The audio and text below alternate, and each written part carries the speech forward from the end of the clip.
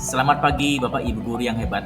Pada kesempatan kali ini saya Muhammad Muklis, CGP angkatan 11 kelas 280B. Pada kesempatan kali ini saya akan menyampaikan koneksi antar materi, yaitu pembelajaran sosial emosional. Pembelajaran dengan paradigma baru dirancang berdasarkan prinsip-prinsip pembelajaran yang terdiferensiasi sehingga setiap peserta didik belajar sesuai dengan kebutuhan dan tahap perkembangannya. Kita memahami bahwasannya peserta didik kita memiliki keragaman dan keunikan yang berbeda. Di antaranya, peserta didik kita berasal dari latar belakang keluarga berbeda dan tingkat sosial berbeda pula. Memiliki tingkat pemahaman berbeda, memiliki rasa ingin tahu yang tinggi, memiliki tingkat emosional berbeda, memiliki minat yang berbeda, dan lain sebagainya. Dan hal tersebut akan menimbulkan learning gap atau kesenjangan pembelajaran. Dan hal tersebut merupakan tantangan bagi dunia pendidikan di negara kita. Pembelajaran berdiferensiasi adalah usaha guru untuk menyesuaikan proses pembelajaran di kelas untuk memenuhi kebutuhan belajar individu peserta didik menurut Tomlinson 1999 halaman 14. Adapun kebutuhan peserta didik meliputi kebutuhan belajar berdasarkan kesiapan, minat, dan profil. Dan untuk mencapainya dibutuhkan strategi, di antaranya strategi diferensiasi konten, strategi diferensiasi proses, maupun strategi diferensiasi produk.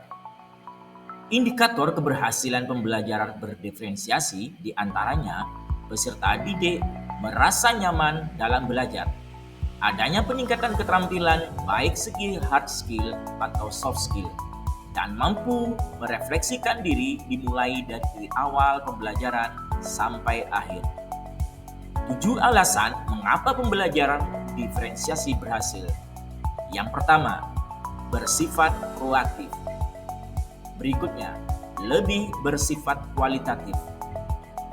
Berakar pada penilaian. Menggunakan pendekatan konten, proses, dan produk. Berpusat pada peserta didik. Berpaduan antara pembelajaran kelas, kelompok, dan individual. Bersifat organik dan dinamis. Dalam proses pembelajaran, peserta didik kita mengalami tumbuh berkembang secara holistik, baik dari segi kognitif, fisik, sosial, emosional, dan karakternya. Sehingga dalam lingkungan pembelajarannya butuh kondisi aman dan nyaman. Seiring perkembangan dan perubahan zaman, perilaku sosial dan emosional peserta didik masih kurang stabil karena banyaknya pengaruh pergaulan di lingkungan sosial, baik di keluarga, di sekolah, maupun di masyarakat yang dapat mengarah ke hal-hal negatif. Contohnya, terjadinya perundungan, penyalahgunaan obat, kenakalan remaja yang mengarah ke anarki, dan lain sebagainya. Dengan berkembangnya media informasi dan penggunaan media sosial yang akan lebih mudah mempengaruhi emosional mereka, maka dengan alasan tersebut, pemerintah menganggap penting untuk menerapkan pembelajaran sosial emosional untuk membangun mental peserta didik kita agar mampu menghadapi pengaruh negatif dengan mengembangkan perilaku positif. Maka, peserta didik kita diharapkan sejahtera secara psikologis atau well-being, sehingga merdeka belajar yang berpihak pada murid dapat tercapai. Pembelajaran sosial emosional dikembangkan berdasarkan kerangka kerja CASEL, Collaborative Academic for Social and Emotional Learning, adalah pembelajaran yang akan memberi dampak positif pada peserta didik, yakni perilaku peserta didik ke diri sendiri, orang lain, serta lingkungan dengan menerapkan 5 kompetensi sosial emosional yang meliputi kesadaran diri, pengelolaan diri, kesadaran sosial, keterampilan berelasi, dan pengambilan keputusan yang bertanggung jawab. Kesimpulan tentang perubahan pengetahuan, keterampilan, sikap sebagai pemimpin pembelajaran setelah mempelajari pembelajaran sosial dan emosional adalah: setelah mempelajari dan memahami pembelajaran sosial emosional yang diintegrasikan pada pembelajaran, peserta didik memiliki lebih banyak kepemilikan atas tindakan mereka, rasa memiliki, dan akan secara intrinsik peduli dengan pendidikan mereka. Peserta didik yang telah memahami pembelajaran sosial emosional secara konsisten mampu mengelola stres dengan lebih baik, yang mengurangi kemungkinan peserta didik tersebut mengalami depresi. Selain itu, pembelajaran sosial dan emosional membantu meningkatkan prestasi akademik peserta didik, mengurangi perundungan, mengurangi angka putus sekolah, dan membangun karakter. Program emosional dan sosial yang diterapkan dengan baik berdampak positif pada keberhasilan peserta didik di sekolah. Kaitan pembelajaran sosial dan emosional yang telah Anda pelajari dengan modul-modul sebelumnya adalah dengan penerapan pembelajaran yang berdiferensiasi yang diintegrasikan dengan 5 kompetensi sosial emosional akan tercipta suasana lingkungan belajar yang aman dan nyaman dalam kondisi peserta didik sejahtera secara psikologis atau well-being, serta dengan menerapkan disiplin positif, salah satunya dengan segitiga restitusi untuk menanamkan motivasi pada peserta didik kita, yaitu untuk menjadi orang yang mereka inginkan dan menghargai diri sendiri dengan nilai-nilai yang mereka percaya, sehingga prinsip Merdeka Belajar dengan profil pelajar Pancasila akan terwujud, yang mana hal tersebut tidak terlepas dari peranan guru sebagai pemimpin pembelajaran di kelas dengan menerapkan nilai-nilai pembelajaran berpihak pada murid, mandiri,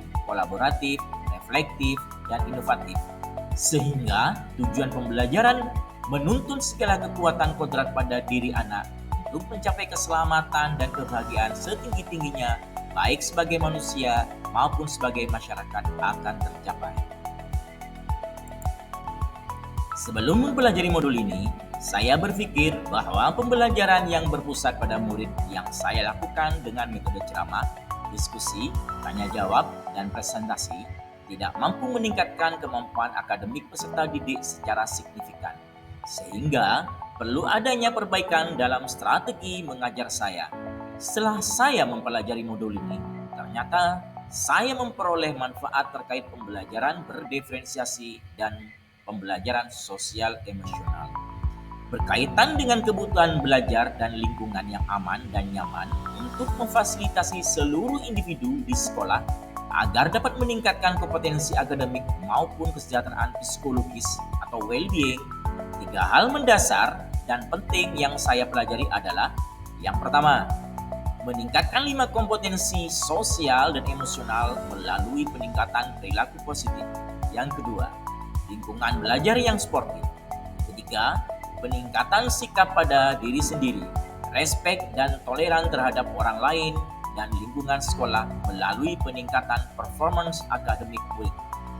Berkaitan dengan hal-hal tersebut di atas, perubahan yang akan saya terapkan di kelas dan di sekolah yakni: yang pertama, bagi murid-murid, dengan memberikan pengalaman belajar yang dapat menumbuhkan dan melatih kompetensi sosial emosional, sehingga harapannya selain menghasilkan pencapaian akademik yang lebih baik, murid juga memiliki fondasi yang kuat dan sukses dalam berbagai area kehidupan mereka di luar akademik terhadap pencapaian kesejahteraan psikologis. Yang kedua, bagi rekan sejawat, berupaya secara konsisten untuk dapat menjadi teladan, belajar, dan berkolaborasi.